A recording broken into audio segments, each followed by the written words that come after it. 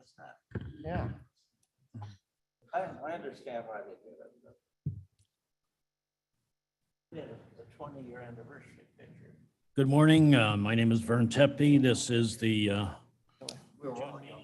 Public Service Committee. It's now 9 o'clock. I hereby call the meeting to order. May I have a unanimous motion for the approval of the minutes? How about a roll Leonard call? Moose. Oh, Can we one do a more. roll call first? Okay, we'll do a roll call. I guess we got ahead of ourselves. Copy? Brown? Copy's present. Thank you. Leonard? Leonard here. Lewis? Lewis here. Shepro? Sturgis? This is the place to be. Birag? Tepe? Tepe's here. You have a quorum. Thank you. Now may I have a motion? Leonard moves. Okay, unanimous motion for the approval of minutes of May 9. Any objections? Okay, motion is noted and approved. Do we have anybody here for public comments or anybody online for public comments? Very good. Moving on. Finance departments. Okay, their report is on file. Recorder, that report is also on file. Our county treasurer, good morning. Good morning. Our report is on file, but I will give a report or updated on taxes collected for the first installment. We had 97.19% of the first installment collected, which is right in line with last year, slightly over, but nothing exaggerant to report. Our second installment is due September 1st. And we don't anticipate any problems. Process is working well and money's coming in, and we sent out, we had our first, well, not our first, but we sent out monies to the different taxing bodies on Wednesday, the 15th. So Good. Any questions?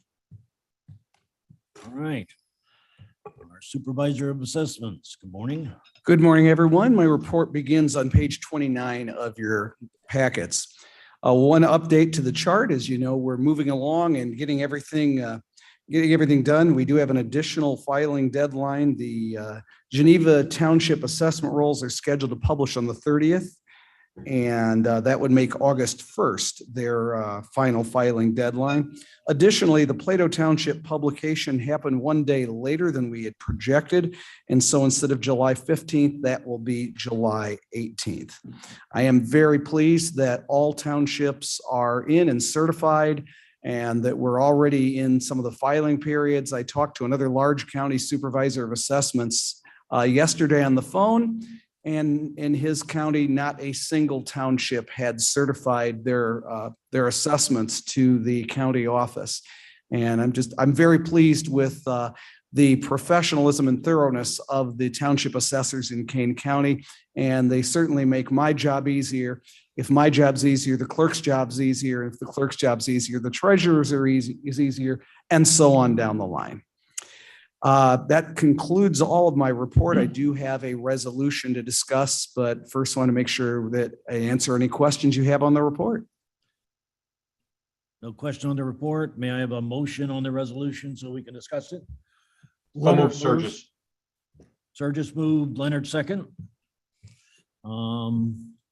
Mark, would you like to explain it, please?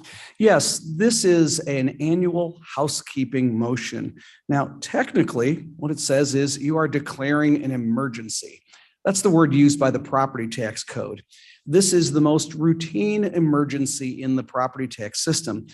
Every county in Illinois, all the way from the largest to the smallest, gets 3 board of review members. An emergency is defined as when you anticipate more assessment complaints than 3 members can efficiently process.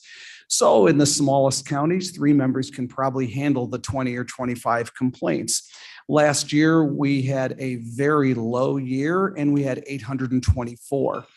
We've had as many as 5,280, and that would be 2011's peak. So what we do is we appoint additional members of the Board of Review. Now, these additional members have to be fully qualified. They have to pass the state examination, which has a very high failure rate. They can be appointed annually, and then once the board session is over, their appointment expires. What this does is authorizes the presiding officer of the county board to make those appointments of qualified individuals. This doesn't make the appointments itself, but authorizes the chair to do that. And so by approving this, we can make sure the system continues to function efficiently and normally. The people who are appointed are basically, we appoint everyone who's qualified and willing to serve, but they are only paid on a per diem basis. So they're only paid if they do serve. This has already been budgeted. The budgeted amount is $32,500. And we do not right now anticipate reaching that amount. But obviously, until all the assessment complaints come in, we won't know for sure. I'd be happy to answer any other questions on the resolution. Any questions? I see none, so let's do a roll call on the motion. Brown, Brown, yes. Leonard, Leonard, yes. Lewis. Lewis, Sorry, Lewis, yes. Shepro. Surges, Sturgis, yes. Opie. Opie, yes. Pepe. Steffi, yes. Yes. Okay, thank you. That's passed. Regional Office Education, we have Mr. I'm Morris. sorry, Mr. Chairman, Sturgis. Yes, Mr. Surdis. Mark, our meeting couldn't take place last night or this past week. I do appreciate the follow-up, but I'm hoping that we could reschedule that. That's what we're working on. We're right in a busy time now that assessment complaints have opened up. So we're I going know, to start I with some know. things right on email, see if we can circulate some documents, and then maybe come through with a draft of something that we can present to all the township assessors and see if we can get some agreement and consensus on the topic. Really appreciate that. And again, it was last minute for whoever had canceled it. And I think for whoever reached out to me, I appreciate that. Very good. Thank you. Thank you. Any questions? Any further? Okay. Now Regional Office Education, Mr. Morris. Good morning. Phil Morris, Director of Operations and Technology for the Regional Office. Pat is out of the office today and asked me to come by and just share a little bit about some of the things that I'm responsible for in the office, as well as answer any questions you may have. One of the big things right now we are in the process of, and my responsibilities are school building permits and construction projects. So currently we have approximately 140 active school building permits going on throughout the county. This number is actually lower than normal for this time of year. Still sounds like a lot. It is quite a bit. It's a very intense process. We have approximately 4 inspectors that I work with to actually review plans, do various building visits throughout the projects, the architects and other inspectors from the different municipalities and stuff that are out there. So it is a very busy time. There are actually a lot of projects that are unable to be done right now because of supply chain issues. We've got a lot related to HVAC. You know, obviously it's hard to do an HVAC project while school's in session. And so when they went to get everything set up for this summer, some of the equipment now they're being told may not show up until October or November. So that will push a lot of those projects to next year. So it's going to be a interesting next summer with projects as well. But you know, so far so good. We've actually are the first regional office in the state. We designed our whole permitting system now is online. Architects actually submit the building permit online, submit all the documents online, all the certifications done online. We can review everything and issue the building permit all done online. And we developed that whole system in office. And we'll be sharing that now with other offices, the other 38 in the state of Illinois in this next year after we finish our draft season, I call it, you know, work out any little bugs. But it is totally built in efficiency. My big thing with technology is here to build efficiency. And if it's not then let's not use it. This has definitely saved us a ton of time and documentation and filing space when you can do everything electronic in that fashion. So that's been very helpful. The architects and the school districts are also appreciative because it has a dashboard for each one of them so they can see and manage all the communications in there as well. So that's a huge time right now with the building projects. A lot of people may or may not know that we handle a lot of the fingerprinting, both for all new employees for school districts and several county departments. So this last year, our numbers were down a little bit. We only fingerprinted 4,000 people and ran their criminal background checks. Usually that number is near 5,000. So, but the hiring process is in the swing and we're continually working on that as well. Let's also hope this is a more normal year. Yes, everything is normalizing. And then, we do a lot of other different systems throughout the state. When I talk about HLS visits, those are health, life, safety visits. Again, a lot of people are unaware.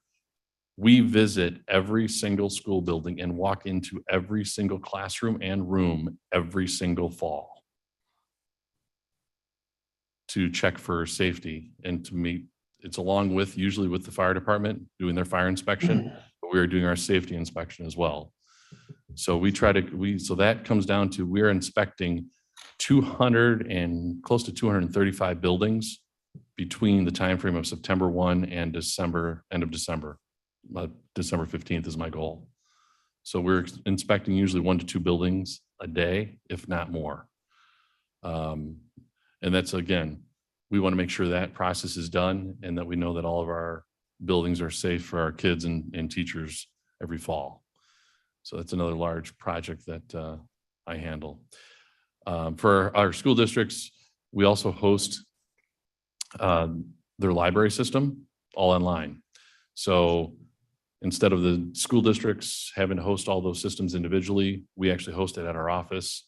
And so as a child goes to look up a book or to check out a book, that transaction is actually done remotely through our office, all through obviously the internet. So we've got quite a robust technology system running at our office. We have dual internet lines, one from the county, one from MetroNet, to make sure that if one is an issue, we're up 24/7. So, and then working with our school districts, I meet with all the technology directors, and the biggest topic right now, cybersecurity. You'll see a lot with that. That's pretty much one of the highest costs. Yep.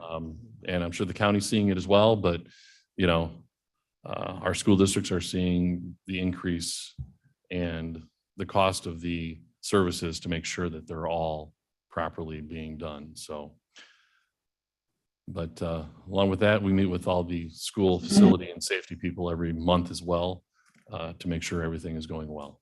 So just a little bit about some of the things that I'm handling, and want to make sure everybody was up to date on some of those pieces of our office operation that many people don't know. So Thank you. I'm here to take any questions. Yeah, any questions? Chair.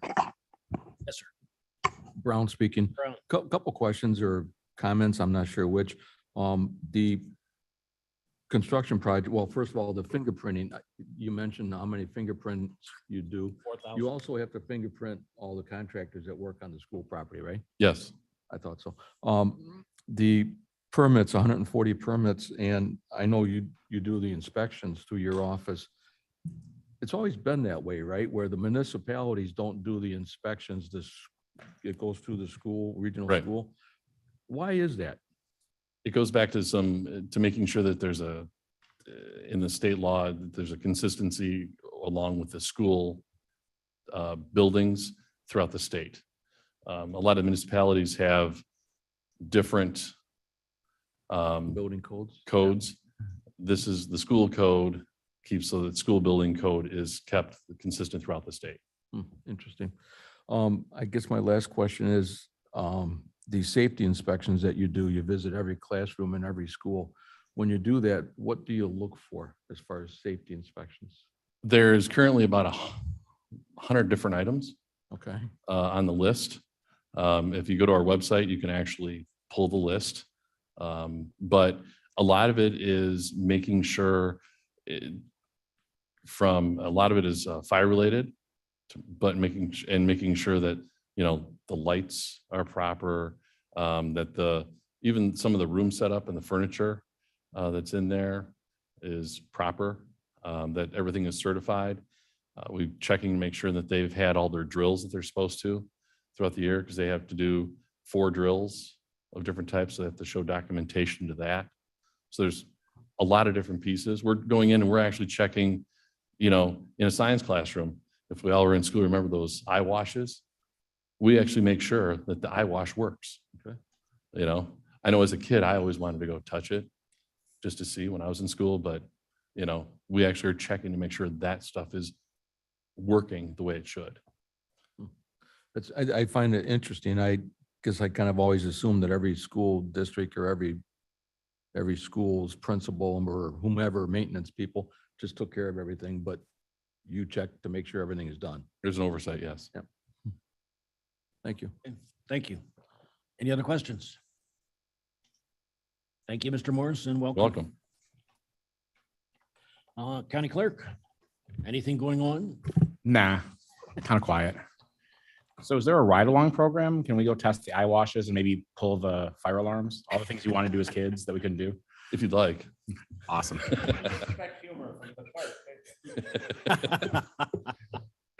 Following along with what he mentioned, we were talking about cybersecurity. Did want to mention we did receive a check from the state for our election security grant. A portion of that cybersecurity, also physical security. If you've been over to the office and you've seen the cameras in the processing room for the vote by mail ballots, we got a grant for it. So 58,267. So that's we're always looking for opportunities to bring back money. So that'll go back to the general fund.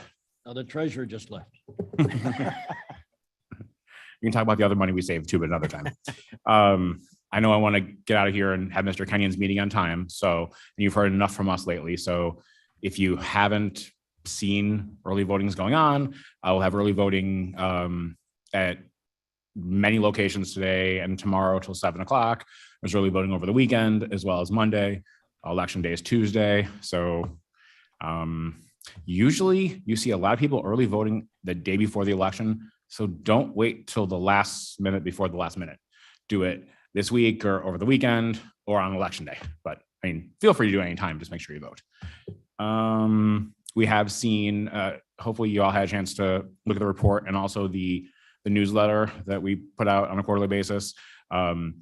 Marriage licenses, this is a busy time for marriages during the summer. So we've had an influx of marriage licenses and especially during the spring, people wanting to travel during the summer. So passports have been up.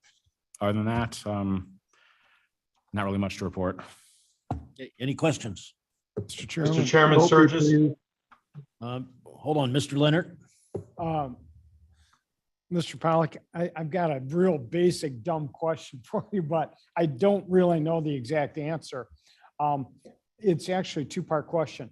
Could you explain to me what exactly a provisional ballot is?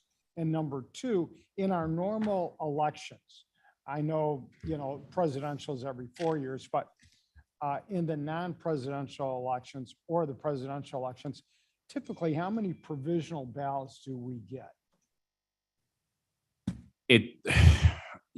I would suggest talking to Jack or talking to Raymond for a better answer than I'm going to give you because I'm not the director of elections. But overall, not a lot. Just generally because a provisional ballot is a ballot that's offered when someone shows up and they're not on the voter rolls. And because the state legislature passed a law in 2014, I believe it was, that allowed voters to register and vote at the same time on election day. And we're one of the counties that has electronic poll books, so that if I came in and my name was not on the voter rolls and the election judge says, okay, you're not registered to vote, and you could have a provisional ballot if you want. However, you have options. you can do that. Or if you want to register right now, if you have your 2 forms of ID, you can register and vote, and your vote counts. If you don't want to do that, you can get a provisional. Then you have to come to the office and then bring your ID and prove who you are and go through that whole situation. You know, that gives me a much better explanation. I didn't realize there was such a thing as asking for a provisional ballot if you didn't know if you were registered or didn't know if so that helps explain things a lot to me. So thank you very much. And people can go to our website, go to the voter search. On the registration link, there's a link that says, are you registered? Check there to see if you're registered. It's the same thing if you do a voter search, if you're checking your sample ballot, it's all there. So, before you go do something, be prepared. Go check. Am I registered? Did I move and forget to register? That's another thing people sometimes do. It's called updating your registration. So if your license says you lived in Aurora, but you moved to Sugar Grove, if you updated, right? You registered, you moved, your license says where you've moved to, but you didn't update your registration. You have that form of ID, update your registration, et cetera. Thank you. And just to clarify this, because this question has come up multiple times, because those people that are concerned about election security have noticed that Kane County has had 0 provisional ballots.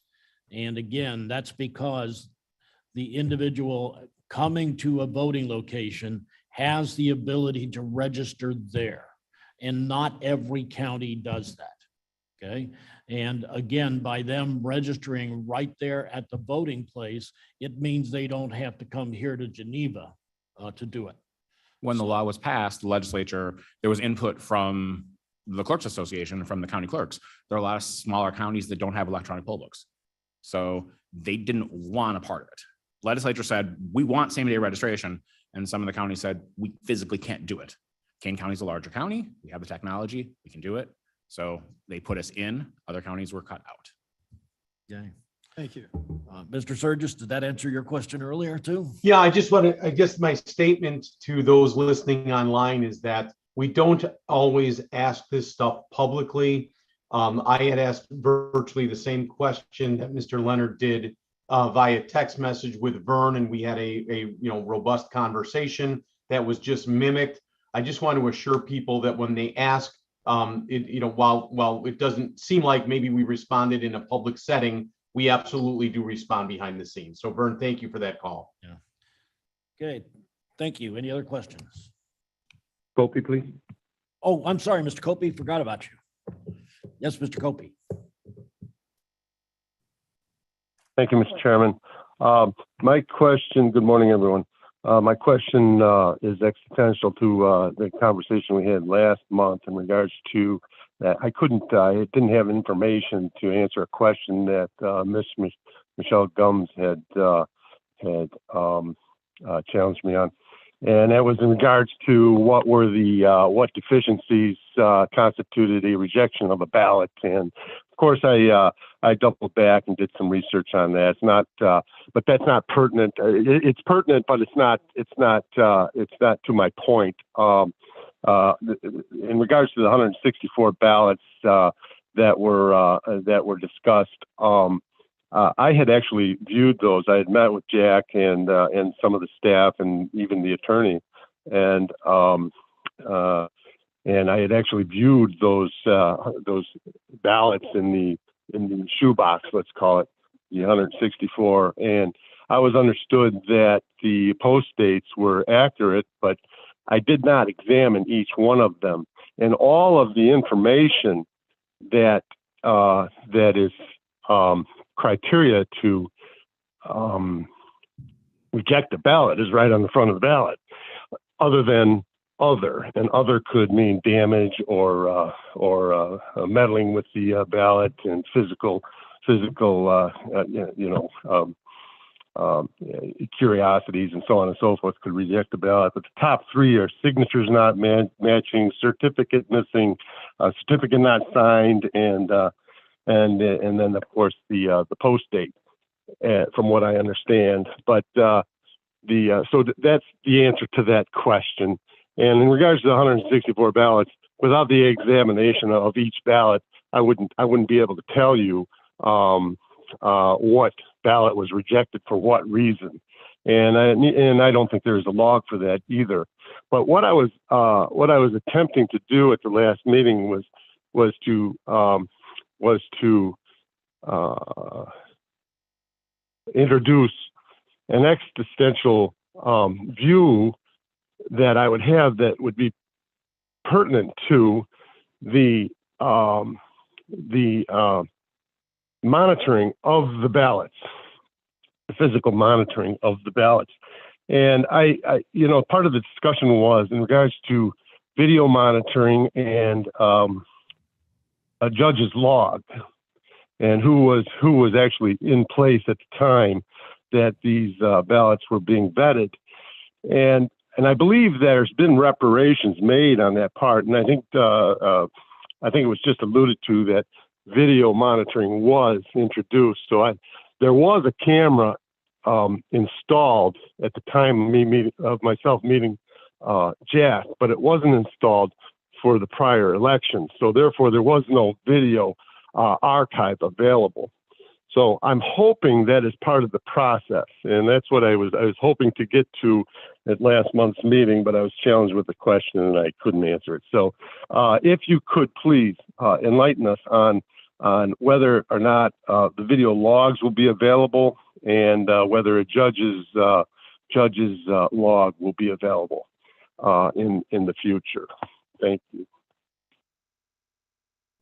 You understand?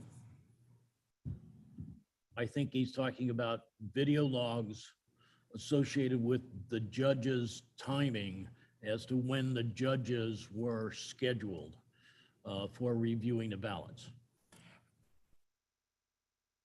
That I don't know. There's a log of every time a judge is there and what judges are there. Correct. There has to be a Republican and a Democrat. Correct. And then there's the physical daily, there's the log for every batch of ballots that comes in that Are shows the chain of custody along. So- Is the log of when the judges are scheduled available online? Online, no. Okay, No. okay. So Would they that be was available part in of the your office? question. That's a different That's not question. online, okay? The additional cameras are installed and will be operational for the vote Tuesday night, correct? Yes, they've been operational since the ballot process began, as the ballots were printed prior to that, but they've been, So you know, they're active. they're operational whenever anybody is in the room. Correct. Did that answer your questions, Mr. Copey? Yes, it does. And I think that's be a great improvement. And I'm looking forward to the people having access to those logs and those archives. And I think if they were in place prior to the last two elections, especially, that would have avoided a lot of consternation. And so thank you very much for that effort. Yeah, my guess would be that the logs will probably not be available online because they don't want to they don't want to release the names of the judges necessarily. Well, that would be that would be acceptable. Okay. Thank you. Any other questions for Mr.? I think Caius has got his hand up. No, it's just, The hand up. might- No, that's just the pointer there. Okay, thank you. Let's move on to the Veterans Assistance Program. Jake, Mr. Zimmerman. Good morning. My report is on file. I have no concerning variances in that report, but I do have a few other updates. First, we're going to be hosting a law enforcement training event in August here at the Government Center for the 30 or so law enforcement agencies throughout Kane County. The VA, we're going to bring the VA in, who provides training on critical incidents and strategies on how to deal with critical incidents involving veterans, as well as to provide the resources available to those agencies that the federal government, the VA specifically, namely Hines VA Hospital, offers for our area. I got two microphones there. Secondly, the VA released its annual geographic distribution of expenditures report for fiscal year 2021. That showed that the VA spent $64 million on direct disability payments to Kane County veterans, as well as spent $62 million on providing healthcare to Kane County veterans. Those are both increases from the previous fiscal year.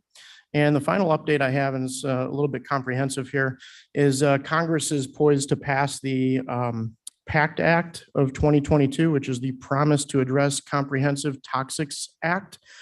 So a big part of our work is helping veterans apply for disability benefits. And some of those that we don't commonly think of, or that's not out there in the public, have to do with specific exposures. So there are cohorts of veterans exposed to different hazards, and as such, there are disabilities that are presumed to be caused by those exposures. Kind of automatic disability. If you were there and you get the disability, the VA grants it. Those cohorts are for prisoners of war and the exposures that they were subjected to, as well as veterans who participated in atomic testing in the Pacific Proving Grounds and in Nevada. Veterans exposed to Agent Orange in Vietnam, that's both boots on the ground in Vietnam as well as the territorial waters, along with service for certain veterans whose job duties took them to the base perimeter at Royal Thai Air Force bases in Thailand, as well as a period of time when Agent Orange was used on the Korean DMZ. There is another cohort for veterans who served at Camp Lejeune, and there was a time period of about 30 to 40 years where the water was contaminated there. There's exposures that happen that cause certain disabilities. Environmental hazards in the Persian Gulf area of operations from 1990 to present. And then the final cohort is for burn pits. This act that passed the House, went to the Senate, was modified in the Senate, passed overwhelmingly, and is on its way, is back in the House of Representatives. Should pass probably this week or next week, and then the president has signaled he will sign that into law. This expands a lot of those presumptive categories. So veterans who were exposed to atomic exposures at Eniwetok Atoll, where they cleaned up the remnants of the atomic testing in the 70s, those veterans weren't allowed to get those same presumptives that the ones who participated in the testing were, as well as those who cleaned up atomic accidents that happened involving nuclear weapons in Palomares, Spain, and Thule Air Force Base in Greenland. They're going to expand the Agent Orange presumptives to anyone who served in Thailand and anyone who served in Laos, Cambodia, or Guam, where we stored a lot of Agent Orange, as well as Johnston Atoll in the Pacific. Burn pits they're going to add 20 plus conditions, many of them which are horrible cancers that nobody wants to see, but they're going to add those to the burn pit exposure list. And they're also going to add certain countries to the presumptive category for Southwest Asia, the Persian Gulf. Previously, Afghanistan, Israel, Egypt, Turkey, Syria, and Jordan were not included in that, and they are going to be included in that with this legislation. It is the most comprehensive piece of veterans legislation at the federal level in at least 4 or 5 years, if not longer. So that will greatly increase our workload, but it will benefit the veterans of King County greatly and fix some unjust things involving those exposures. Thank you. Any questions? Mr. Zimmerman, I just wanted to make a comment. Number one, thank you for the updates. I think those are really important for all of us to know. But every month I look over the pending claims for the state versus your administration here in Kane County. And I notice that both in the compensation and in the pension area, you are handling pending claims 6 weeks more quickly than the state of Illinois. So thank you very much for your good work. Thank you. We have a great staff that does great work. Mr. Brown. Thank you. Brown speaking. Once that legislation is passed and the vets that you just referred to are eligible for that, how will they find out about that? So we have a few different modes of communication to the veterans community. The Veterans Assistance Commission itself, the unit of local government, is made up of a board of directors that represent each of the veterans posts in Kane County. So we have direct communication to those veterans posts and their constituency. We also manage an email list as well as 2 forms of social media that we'll get that information out on. So if a vet, I'm not sure how it works, but if a vet isn't a part of a post, he just chooses not to be. I don't know how that works, if that's possible or not, but so how would somebody that just doesn't want to be affiliated with any of this stuff anymore find out that they're eligible? So we put people onto our email list. Anybody that we run into, veterans that we run into, we put onto our email list, as well as we have social media that goes out there, and then we commonly run articles in Kane County Connects with pertinent information like this. Okay, thank you. Was there someone else who had a question? Mr. Sturgis Sturgis? here. First off, Jake, I just wanted to thank you. Vern and I had attended one of your meetings, and you sent a very gracious thank you card for attending. And please know you didn't need to do that, but it was appreciated. Secondly, you mentioned police officer training, and I would like to, at every forum that I can, announce that as an licensed insurance agent in the state of Illinois, there is now a $2 service fee that's on everybody's auto policy in the entire state that's being applied to for police officer training. I found that to be, it's a new program that's put forth, and I'm interested to track and see where that money actually goes to, which probably has absolutely nothing to do with Jake. But again, I'm using the platform. Thank you. Yeah, thank The you. training we're offering will be completely free of charge to those law enforcement agencies. You're the best, buddy. I would advise everybody on the board in particular to put Jake's phone number in your phone. So whenever a veteran asks you a question about benefits, you say, call this guy. And I want to say that, it's the kind of attention to detail that we just heard from Jake. Whenever I refer somebody to Jake, I never hear from them again. That's because he takes care of them. We don't make them disappear. We just solve the problems for clarification. I thought it was because you took care of them. All right, we'll get that. Copy, please. Mr. Copey. Thank you, Mr. Chairman.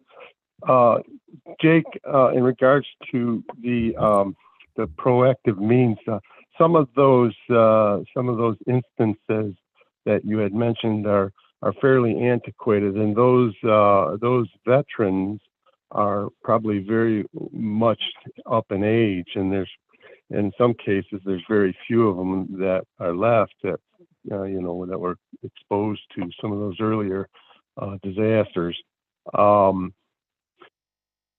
And from what I hear, I see it as a proactive measure. Is there such a thing that we can make it is the law actually intended for a pre-active measure? In other words, we anticipate that there are what's the word I'm looking for? In war, there is going to be collateral damage, and whether it's on our side or the enemy side, and if there is exposure going forth, does this legislation pertain to those, or is there other legislation that's already in effect? Because it would be sad to know that there was we have our warriors and contractors exposed to something foreign that is not anticipated immediately, and then they have to wait 50 years if they're still alive. But do you understand my question? Yeah, I do. And some of these benefits are a lagging benefit, for lack of a better term, and that's the nature of it. Sometimes, in any case, any of these cohorts, when they're exposed to something, a lot of times we don't know what the consequences of that exposure is going to be. And the National Academies of Sciences, National Institutes of Health has a agreement with the VA that's actually further codified in this law. where they study those cohorts and the disabilities that come out. The legal standard for that is at least as likely as it is not. So a 50% probability, which is an extremely low legal standard in administrative law. So when there's a correlation there, they report that to the VA, and then it's up to the VA to add presumptive disabilities. That is something that has happened not very equally in the past. And I'll just give you the example of, the Vietnam War ended in 1975, and just last year or the year before, they added 3 new presumptive conditions to that list. This legislation will add an additional presumptive disability to that list. So in part, it is to fix injustices of the past with atomic veterans specifically, as well as some of those Agent Orange cohort veterans. It is trying to get ahead of the game for some of our younger veterans, the post 9/11 veterans, we'll call them. Now that was a war that's started 20 years ago, so we're out there a little bit in time from that, but 20, I think the actual number is 29 disabilities added, which is by far the largest number of disabilities associated with any of these cohort groups. So that for the youngest category of veterans in the burn pits that they're exposed to is pretty alarming, and we're happy to see this legislation hopefully go through and pass to fix those injustices. Thank you. Any more questions? Thank you, Jake. Do we have any other business? We have no reason I know of to go into executive session. Oh, we do? Why are we going into executive session?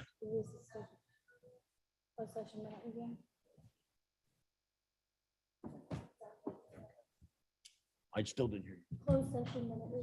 Closed session minutes, I thought. Oh, closed session minutes review. All right. May I have a motion to go into closed session? Brown moves, we go into closed session Brown for the moves. purpose of reviewing the closed session minutes. Okay, may I have a second? Lewis, second. Lewis seconds. Okay, roll call. Brown, Brown, yes. Leonard, Lewis, Lewis, yes. Shipro, Surges, Surges, yes. Hopi, Copy, yes. Pepe. Steffi, yes. Passes. Okay, give us a few minutes to get everything ready.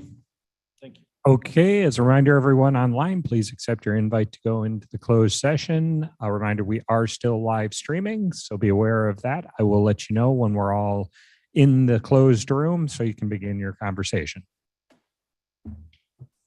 Sadie.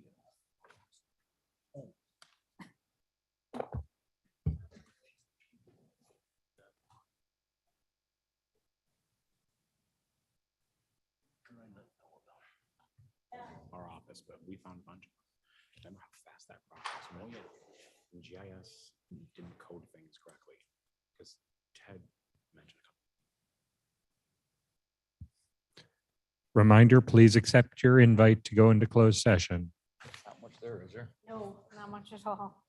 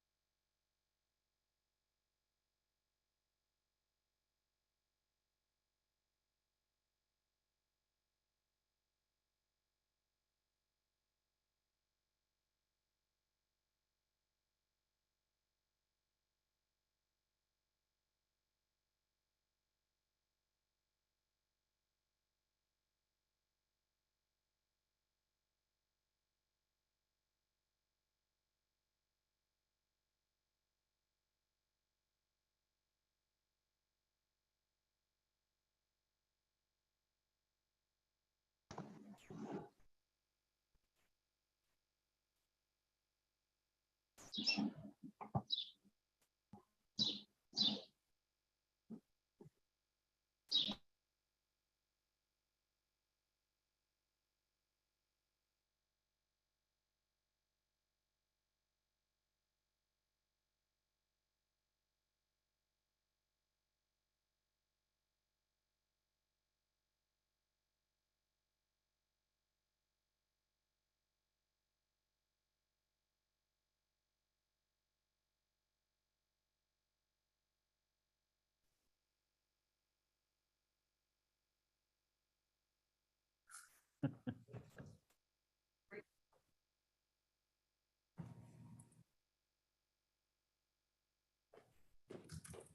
need me to sign something? No. Okay. Exhibit A. Just waiting for another moment for YouTube to catch up. Hi, Gloria. How are you, mister?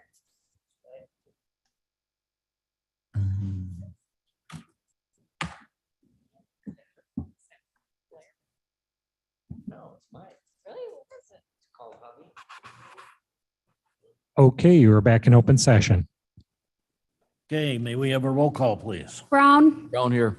Leonard, Lewis, Lewis here. Shepro, Sturgis, Sturgis here. Hopi, Hope's present. Pepe. Steppy here. You have a quorum.